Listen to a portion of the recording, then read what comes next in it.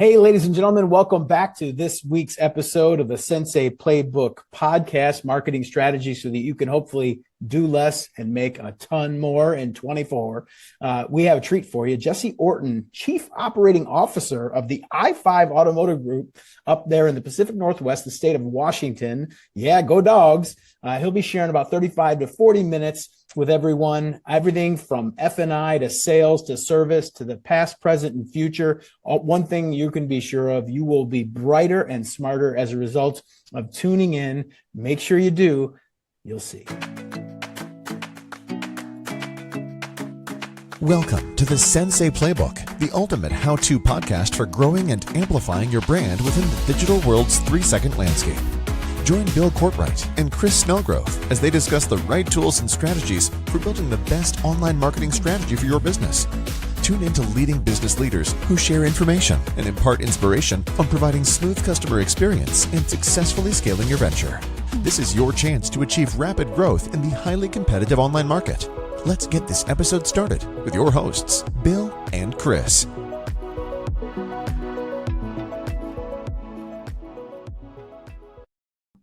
So again, on behalf of Chris and myself and the entire team here at Reputation Sensei by Digital Media Nation, we would first like to express sincere gratitude. Jesse, we know you're an incredibly busy person. We're going to hear about the work that you do and why you do it. But the fact that you're willing to share 30 or 45 minutes on a Friday afternoon with us and our audience is truly, truly awesome. And we could not be more grateful. And on behalf of everybody who is here and going to listen in the future, kudos, brother. We really, really appreciate it. Thanks. Thank you. Likewise. So we typically like to start an episode in kind of asking our guests to share a little bit about, who you are, where you come from, where you are.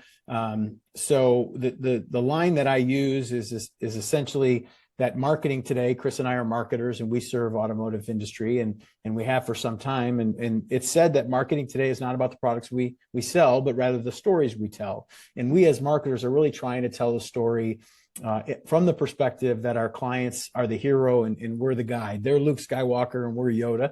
But before we get into how we market, can you tell us a little bit about yourself? What's your story? Yeah. So, I've worked in the industry now for 10 years. Probably like everybody in this industry, I didn't grow up thinking I'd be in the car business, right? I mean, I think we kind of all fall into it and have different journeys. And I think that's what makes this industry great, right? Is you got just all kinds of different people from all different walks and different education levels and different experiences and things like that. So, out of college, I was dealing with intellectual property and selling products into Costco and Lowe's, and kind of fell into the business. I coached a summer travel team, and the dealer principal's son was a great player, and he played for me. And then, over time, they were like, hey, what do you think about the car business? And, I was a little bit, didn't know much about it. Right. So, eventually I said, yeah, let's try it. And, I talked to kind of a mentor of mine who's, the husband, because we have a female dealer principal, and he was like, don't do it. Don't do it. He just don't do it. And I was like, well, why? Why? And he's like, well, once you get in it, you'll never be able to get out of it. Right. And he was right. Yeah, he was right. So yes, I got thrown right into finance as a finance manager.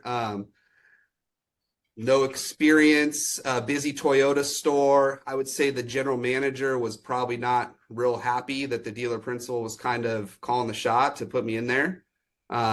So it was, I got a lot of sink or swim type of support, from sales managers and GMs, because obviously, F&I is a big piece of livelihood, right, for the variable side. So yes, I figured it out and just kind of moved my way up through the company organically, and here I am today, where I oversee the operations for the 6 stores. So but it's a great business. It really is, and that's what keeps people engaged. Is you just can't play a perfect month in this industry, right? And that's what keeps us coming back. And it's just, when it's good, it's great, and when it's bad, it's good. It's just really challenging, like right now. Right? So yeah, right into finance. That's a challenge, and mean, what a position to be like your first introduction into the car business. Wow.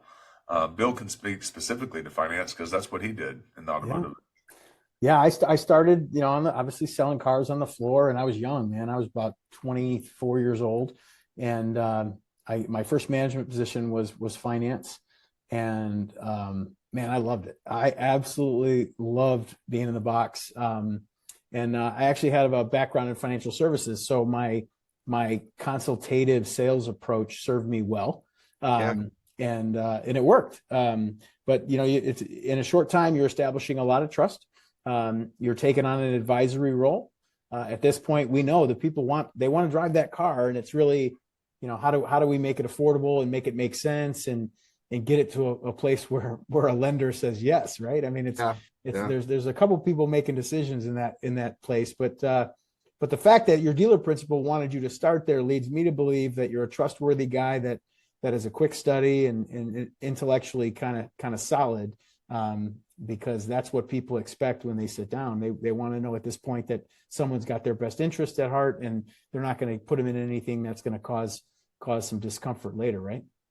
Yeah, for sure. I mean, it's such an important part of the dealership, right? I mean, it's just, not only is it a big income source, just because, I mean, well, for us, right, we're right in a small town in between two big cities, right? So our PMA, we're competing against some of the biggest Toyota, Ford dealers, Dodge dealers. So obviously, we're trying to conquest people out of our market. And, if you don't have good F&I, I mean, we're racing to the bottom, right, to sell metal on new. And if you don't have good F&I, you get hurt really quick. So, and plus, right, I mean, you gotta protect the dealership, right? That's the number one thing in F&I. So no, it was great. I mean, they trusted me, and I slowly earned the respect of my peers.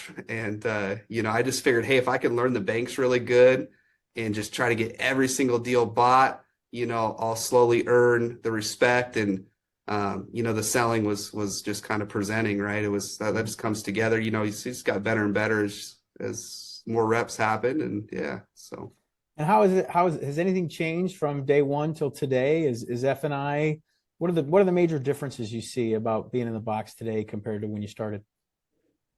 Well, I mean, there's more paperwork, right? I mean, there's more compliance than ever, if you're doing it right. I mean, you got, bushing logs and dealer participation logs and all these new things, Carfaxes that got to be initialed. And if you're really doing it right, there's a lot more paperwork. And at the same time, the guests want to get out quicker. So it's a challenging piece that we have to deal with in F&I is, we got to get them in and out quick. But the more challenging piece of it today is people want to do that hybrid buying process, right? Where they want to go online. Most people don't want to do 100% online, but a lot of them, you got to do a pretty good job of planting the seed on your F&I products because maybe they're bringing a cashier's check because they're coming from out of town. And our whole goal is to save time for the guests, right? So I think that's the big thing is getting F&I to wrap their head around, hey, how do we present products remotely? How do we create some rapport so we actually have, some of these selling tactics we like to use with somebody who's not sitting down in front of us. And, I think that's the big challenge is that piece of it today is how do you plant the seed? How do you sell products in a remote environment or an environment where they're coming in and they got to get out quick, and we're doing more mail outs and more remote signings than we've ever done. And, if you're just going to cash those in from an F&I department and say, oh, it's just, I'm not gonna be able to sell them anything. I mean, you're gonna get hurt because they add up quick. So. Well, you're faced with interesting times because you're faced with online retailers, competition like Carvana and Vroom, where people go online and complete the whole transaction. So how, as a brick and mortar, are y'all competing with that? Yeah, I mean, we have the normal tools, right? That most dealers should have as far as, all of the online shopping. And some we use Roadster. Some OEMs have their own as well. We use SmartPath in the Toyota world. So, but what we've noticed is it's not that they really want to do 100% online. They just want to save time, right? So, I think that it's kind of a misconception in the industry right now. I think there are a few percent of people that do want to do everything 100% online, and that's great. I mean, if you're buying a Camry and it's your seventh Camry, Yeah, you probably don't need to come and test drive it, right? I mean, it's new. It's, you know what you're getting. You know, I think on the used car side, I think that that's completely different. And, you know, I think you're pretty brave to buy a used car without seeing it. You know, I think that people do trust Carvanas and CarMaxes and things like that, which is great, and they probably should. But I think it's more about wrapping our heads around how can we save the guest time and make that process really quick and easy, because they do want to come in and have a buying experience. We've seen people want to touch and see the car. You know, they want to, you know, it's a big purchase and they want to be celebrated at the dealership. And I think the better the industry can get at that, the better will be. And there's always going to be the people that want to go the Tesla model and things. And we offer it. No question, we'll do it. And we always offer it up front to give the guests the option, but we don't see too many people take us up on it. So, well, we do a lot of customer experience training with our clients. And the one thing that we really train is to make sure you're communicating in your upfront conversations with prospects. Hey, we make the process fast, easy, and pleasurable. And is it going to be fast? It's never going to be fast, but can we make it as fast as possible? Manage that expectation. And that's the key. And you mentioned time many times. And that's what people are looking for. People think it takes too long to buy a car. Yeah. The number one complaint. Yeah, so it's a big challenge, and we just keep throwing more and more stuff that slows down the process, right? You know, I mean, from the manufacturers to the government compliance, all those things. So, but that's what we do as an industry. We're resilient, right? I mean, we find ways and we get thrown challenges, and you know, we prosper. So, yeah, it's just working through it. But I think to go back on your point, just being upfront with the guests, you know, is that's our goal, you know, and try to deliver on it, you know. So, do y'all have training centered around customer experience with your staff, with your sales team? Yeah, I mean, we think everything starts with the guest, right? I mean, obviously, we don't want our guests, you know, experience to exceed our own employees' experience. But everything we do starts with the guest. You know, we try to think of everything backwards, right? What does the guest want? And then let's create a process and let's deliver on that. And that's going to make a happy customer. Right. So we do we talk about that a lot. We do training. Obviously, you know, the OEMs have more and more training around guest experience than they ever have. And it's kind of came with this EV front. You know, Ford has a big push on it. I mean, every single manufacturer now is really trying to hone in on the guest experience. And it's good. I mean, that's what we need to do. I mean, that's what the competition has done. You know, and it's all around the time savings needs of transactions. So. Right. And how do y'all communicate the great customer experience that you guys execute? Y'all do it. So to our guests or to with our employees? To the, like, when you market out your positive guest experience in any way? Yeah. So, I mean, obviously we take all of our surveys and Google reputation management very seriously. And we do have in some of the pay plans where, you know, CX is a big deal for it's tied to bonuses, things like that. You know, in the Toyota world, the TLE is gigantic. That's how you win President's Award. That's a lot of that's tied to some of those metrics. So we celebrate it. Yeah, absolutely. We do. We talk about it. I think if you're not talking about stuff in this industry, then it's just going to go to the wayside. One thing that we found that works really well is we send out a soft survey after an RO is closed or a vehicle is sold. And it gives us the opportunity to get ahead of the bad survey. Nice. So we reach out and try to resolve the issue. If it's a great survey, hey, can you go onto Google and give us the 5 stars? You know, I think that's really effective. I mean, it's not just about boosting your score, but it's more about taking care of the guest. Right. Because I mean, if we see something, they're not happy with something, then they're probably not going to return. So if we can get ahead of that, you know, that's what we're looking to do. Yep, garnering that feedback, it's so critical.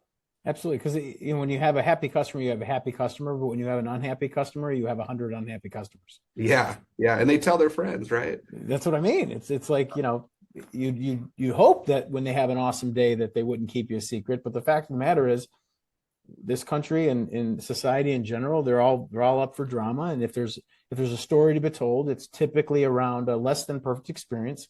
And your ability to mitigate that, kudos to you, because we have a similar process here. But when we teach it, I think for the most part, our clients are a little bit like not taken aback, but they're like, oh yeah, that makes sense, but it's not something they were doing. So the fact that you're doing it already is a testament to everything you're saying. It's the focus on the guest. It's the understanding of what they want and need to feel good about their purchase. And I think that's well said and well done. Yeah. Thank you. We often ask the question, would you rather have no review or a bad review? And people are like, no review. And we're like, well, what's the likelihood of that person returning to your dealership if you don't ask them for feedback and they're unhappy? Like, you know, by asking them for a review, at least if you get a bad review, you at least have an opportunity to recover them.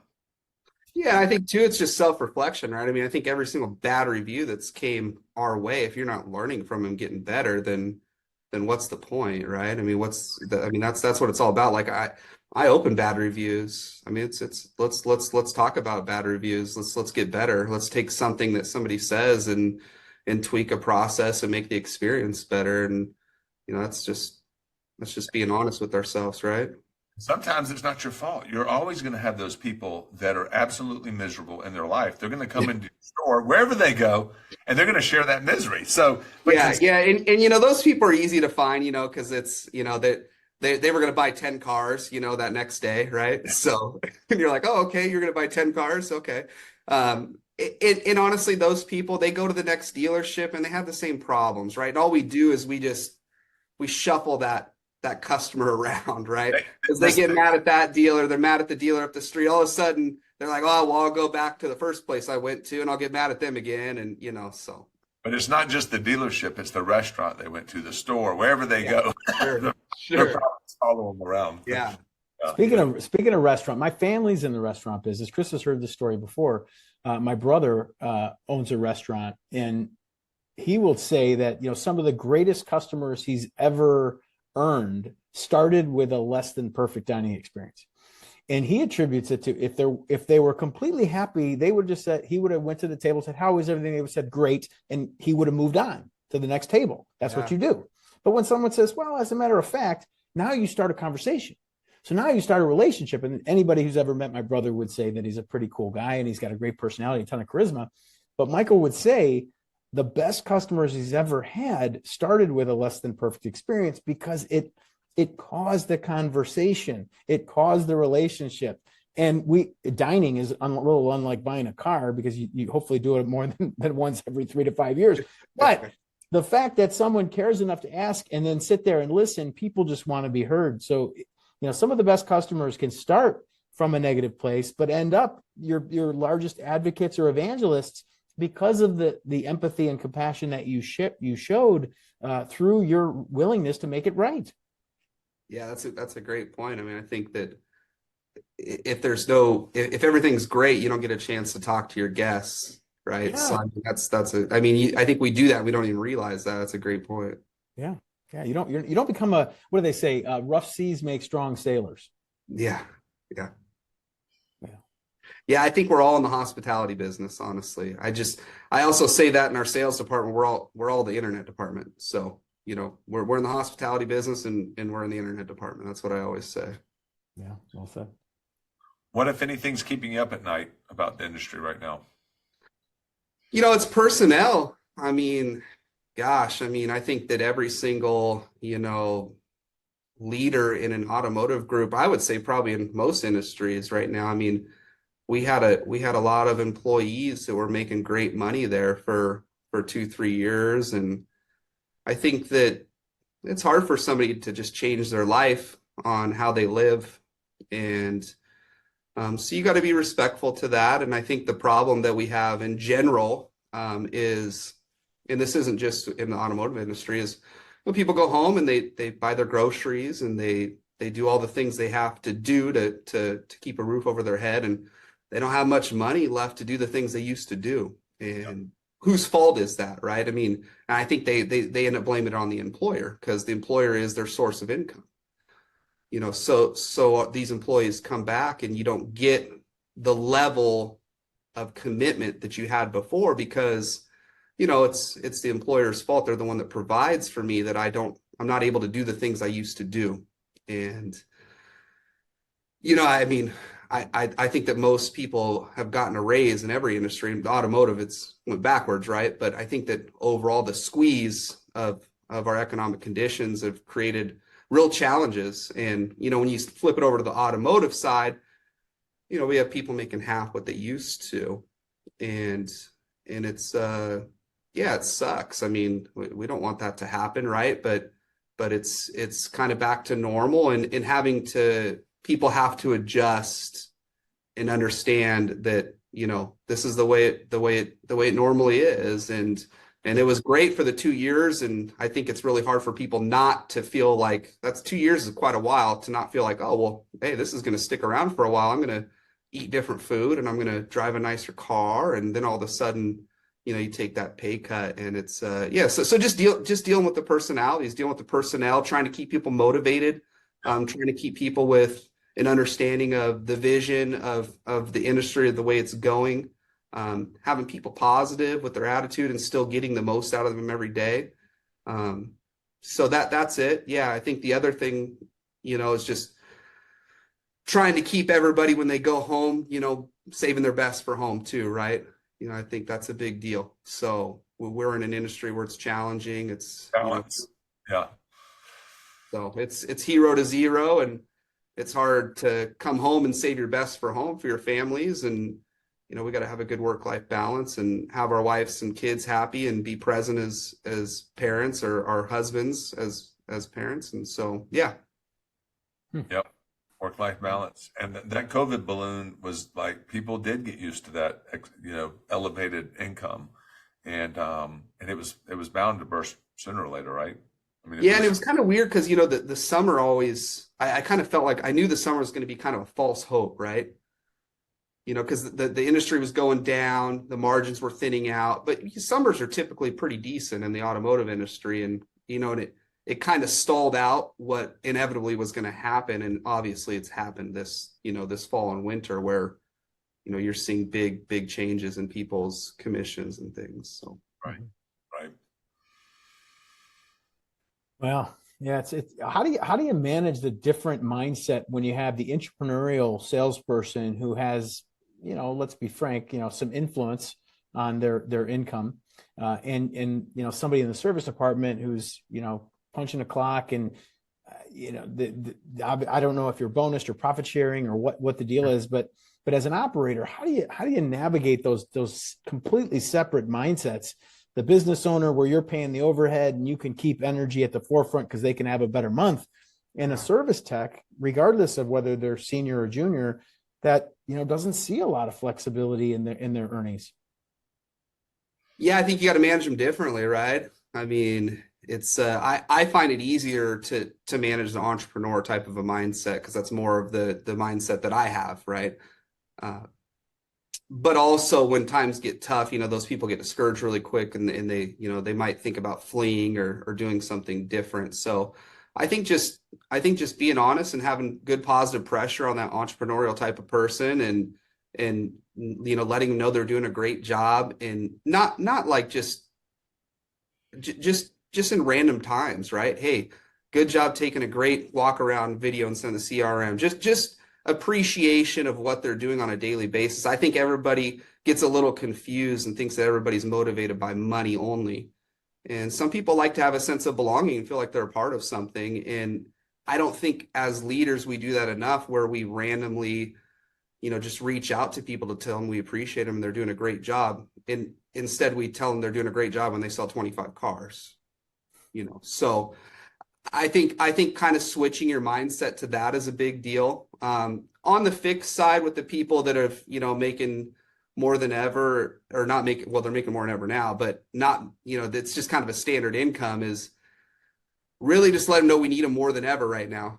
The fixed department should be going up in every single dealership. And if it's not, then you're probably doing something wrong right now. So I think it's just important that we let our managers know, hey, we need you more than ever right now, and putting good positive pressure and letting them know, hey, a lot of times sales has carried, dealerships in the past, in the last couple of years, but now it's your turn.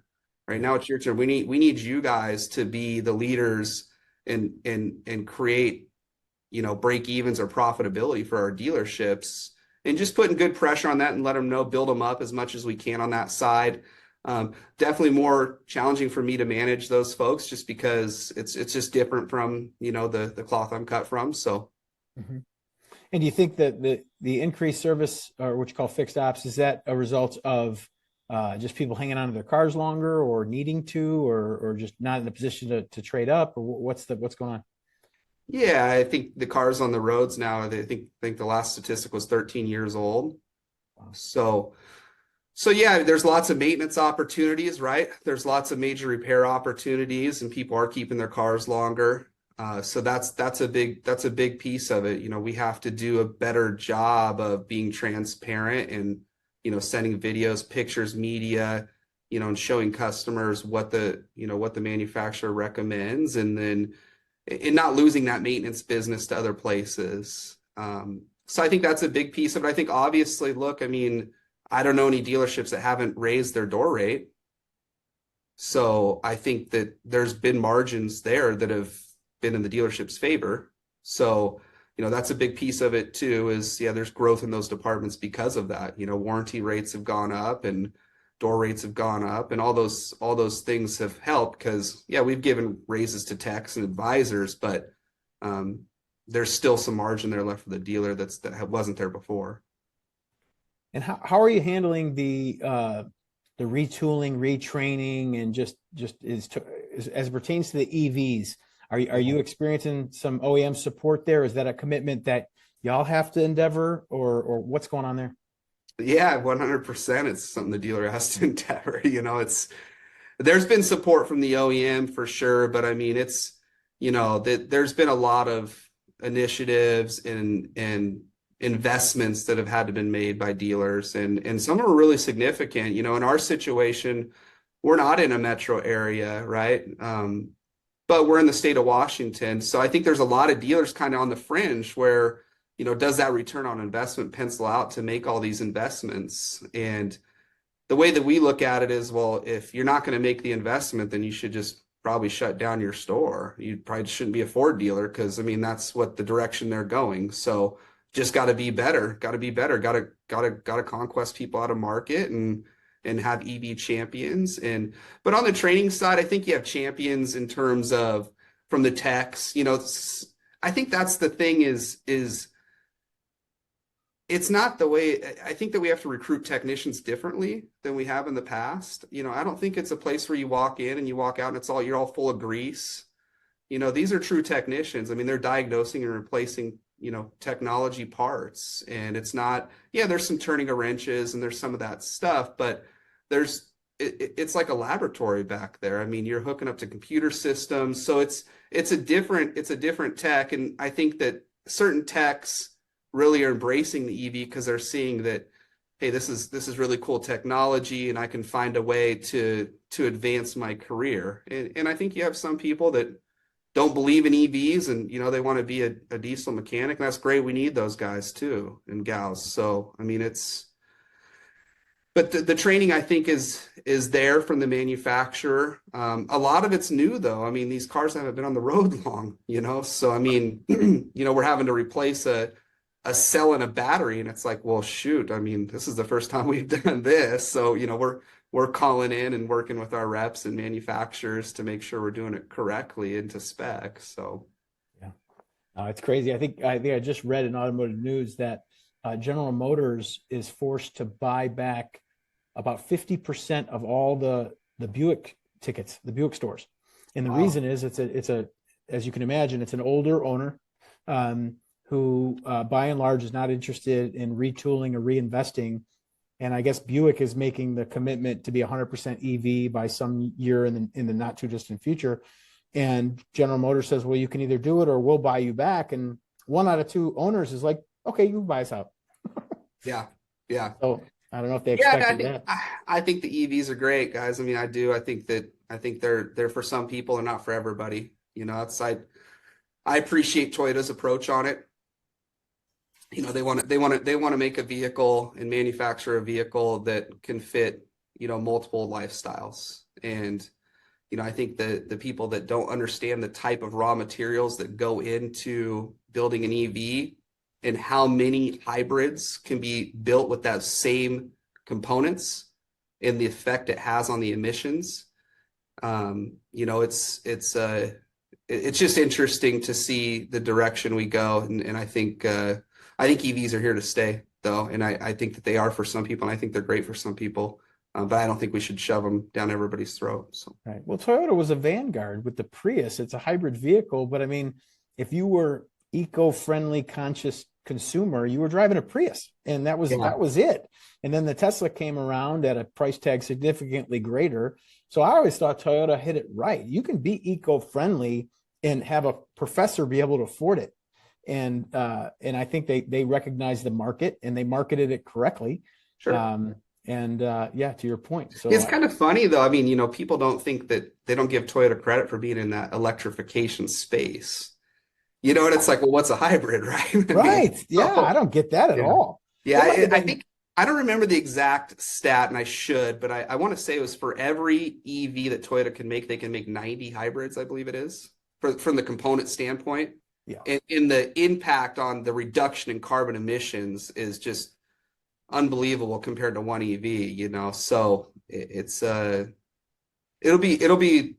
think it'll be really interesting to see where we go.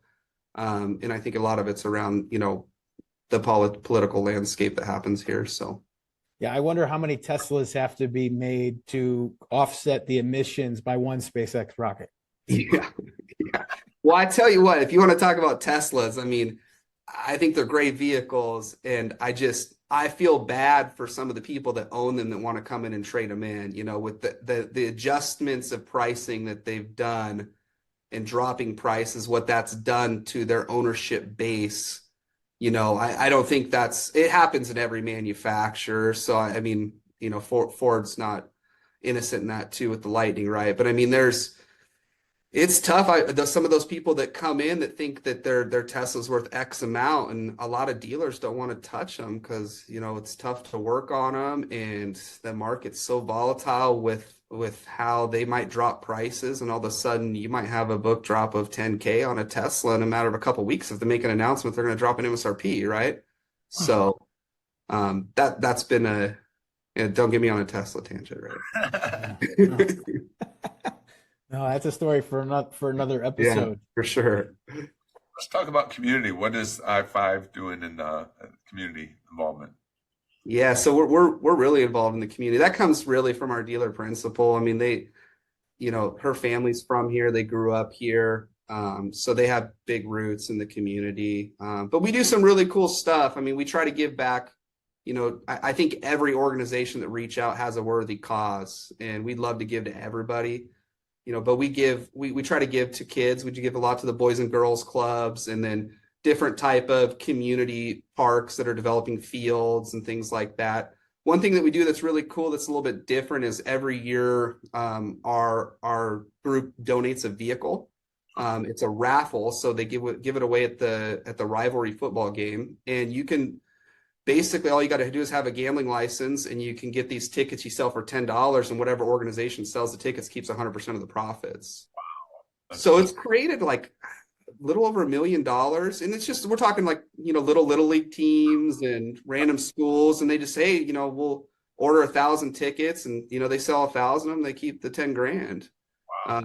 So it's cool. Last year, we've done a Bronco before. We try to do, a nice vehicle in our brand. But it's 100%, donated by the dealership. And it gives a lot of different organizations an opportunity to get a donation, from the dealership, but work for it a little bit too, which is good. I mean, I think the kids get to go out and sell the tickets, and it's good for them to be involved with that type of a process. That's awesome.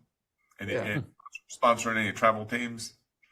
Well, I mean, the dealer group is big baseball fans, right? Oh, okay. So yeah, their son played, and I played, and we love that sport, and we certainly try to sponsor just sports in general for youth. But yeah, we're not no baseball team that I'm aware of right now. Maybe one of these days we'll get some time to coach again. It'd be fun. What age level were you coaching? I was doing 18U, so it Uh-huh. was we had a combination of like 16 through 18, and I think the year that he's our vice president right now, Robert's playing for us. I want to say we had like 10 or 11 D1 kids on one summer team. So I wasn't a very good coach. I would just stand there because they were so good. I would just kind of wave them around third base, and it just find a way to motivate them and show up on time, and it was all good. But they made me look good. So.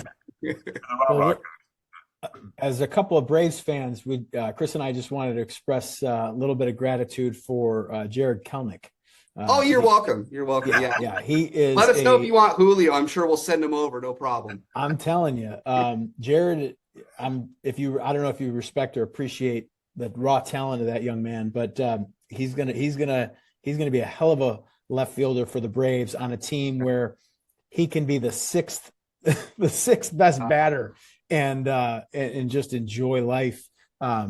I grew up a Braves fan, probably like a lot of people, right? Because it was on TBS back in the day, and they had that great pitching staff with Maddox and Smoltz, and they're so fun to watch. So I still root for them. So, if I'm a Mariners fan, obviously, but if some of the good young talent are to go anywhere, I guess we'd rather them go to the Braves in my eyes. So. Yeah. But I don't know if you guys are going to lose any games next year. It might be pretty tough for you guys to lose a game. So. Well, the Dodgers might have something to say about that. I mean, geez, I can't believe the amount of payroll. I'm taking the Braves offense over the Dodgers for sure. It'll always come down to pitching, right, in the playoffs. Who's got the better bullpen, and who's clutch. So. Yeah. Well, the NL East is a fun division to be a part of with what's going on in Philadelphia and I think the Mets are good too. They got a lot of young talent. I mean, I think Miami's not bad anymore. Oh, Miami's got a great pitching staff. I mean, they really do. I think they probably have the best pitching staff in the bigs. I mean, with Yuri Perez coming up, I mean, they're going to be tough. Yeah. And it's just, are they going to be a feeder program for the Mets and Yankees, or are they going to hold on to that talent? That's the question. Yeah, for sure. Hopefully they're a feeder team for the Mariners. We could use a couple guys here and there. Well, good luck with that. Yeah, well, we got to spend some money one of these days. So, well, Chris, do you want to take us home with a final question or two, and then I'll wrap? I guess what's in store for 2024? What's your prediction? Well, I mean, I think that it's going to be a challenging year. Here's the thing, though. There's plenty of car deals to be had, and there's plenty of service to be had in the market. I mean, you just got to go out and look at an interstate and see all the cars driving up and down. So I think it's there for the dealers that want to be better, and they want to be transparent, and they want to treat their guests good, treat their people good, and go out and earn the business. And I really think that that's the truth. I think that you can say, oh yeah, it's going to be a down year, and just be okay with that. Or you can have the mindset of, well, there's still a lot of business in the industry to be had, and who's going to be better, who's going to go get it and take care of people. And I think it'll just be fine if you have that approach. Are we going to have the same margins? No, we're not. Supposedly some rate reductions in store. I think that could help a little bit. But we'll see. I know that it's great to own a Toyota store. Some of the other brands are more challenged right now. The Toyota brand is obviously, prices and supply are there, so the prices are going down. So yeah, I think it's going to be just fine though. I do. I love that mindset. I mean, you're always going to have people that win no matter what. Yeah. And that's the mindset you have to just really push on your salespeople is, hey, we might have to work a little harder, but there's going to be people that are always buying. Yeah, 100%. That's why we're in this industry, right? People have to have cars. They got to have transportation. That's it. And we love to win. Well, hey, Jesse, this was an absolute awesome time. I appreciate you spending 35, 40 minutes with a couple of marketing guys. On behalf of the organization, all of our listeners out there, sincere thanks for your information, inspiration, and influence. And I'm sure that you are going to have some wisdom nuggets to benefit our people implemented real soon. So thank you so much. Well, yeah, absolutely. My pleasure. Thank you so much, guys. Yes. Thanks.